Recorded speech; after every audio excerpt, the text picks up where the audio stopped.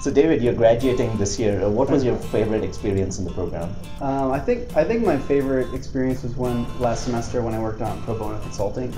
Okay. So basically, that's a completely student-run class, and it's actually not a class. It's a project that you do with a local nonprofit in Atlanta. Yes. And so we have a great student, Frank Wilson, who is in our class, and he actually runs the project.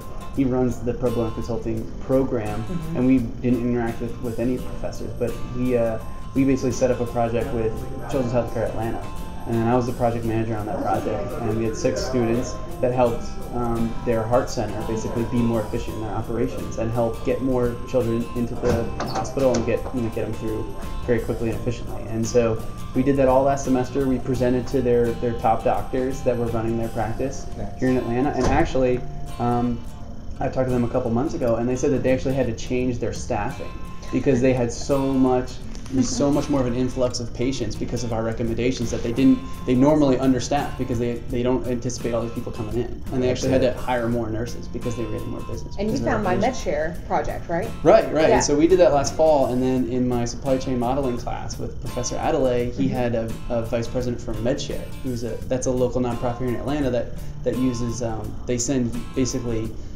slightly used medical equipment over to Africa and donate it over to Africa, but they're doing so well right now that they're kind of in an inventory management mess. And so they're a nonprofit, but they want to be able to expand and be more efficient, and that's what we talked about in our supply chain class. And I approached her and said, hey, well, we have this pro bono consulting project that maybe we could set up a project for you next semester. And she loved it. I talked with Frank, and then he got everybody involved, and we set up a project scope. And then you did that project this semester, right? Yeah, and it split into 2 projects, actually. Yeah, so one was a communications piece, which later evolved into understanding more about what the applicants are saying their issues are and what they're ordering. So we're trying to find a mismatch between the supply and demand. And then the second team is working on their biomed equipment. So they have, huge X-ray machines or something like that. They have very limited supplies of, so they have to be very careful about where they send it. So we had a team of, 12 people total working on MedShare from that. That's really cool. Wow. I didn't realize that spawned just from that one interaction, which is huge. Because it's been a great project. We're presenting Friday. Yeah. Well, good luck. Yeah, thanks. Don't you graduate Saturday? Well, hopefully you will. Stretching it to the very last minute. One of my other favorite experiences here was in accounting, which you guys had Chuck too, right? Oh yes, he's a great professor. He is amazing, and I'm not from accounting at all. I don't have that type of background. So the night before the final, he had given out his cell phone, probably thinking nobody would actually ever call it. My group, we were studying the night before. It was probably around 11:30. Like, should we text him, call him? Because we were caught up in something, and we were going around in circles and couldn't remember the concepts. So we were like, you know what? He wouldn't have given us the cell phone if he didn't really think we, use it. So we call him up, and he talked to us for like half an hour, trying to A, calm us down, and then B, give us, good direction and really help solidify the answer that we were looking for.